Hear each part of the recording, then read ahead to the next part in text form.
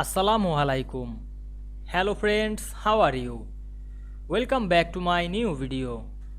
In this video, I am going to show you how to print a multiple pages on one page in Microsoft Word.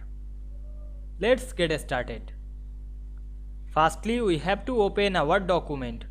Now we want to print this multiple page in one page. Go to the print option. Go to the file menu, then click the print option.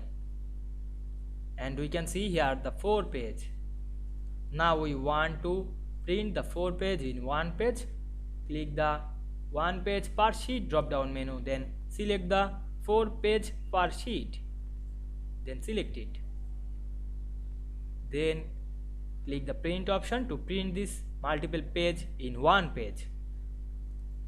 I hope you enjoyed the video. Please like, comment, share and subscribe my channel. Thanks for watching.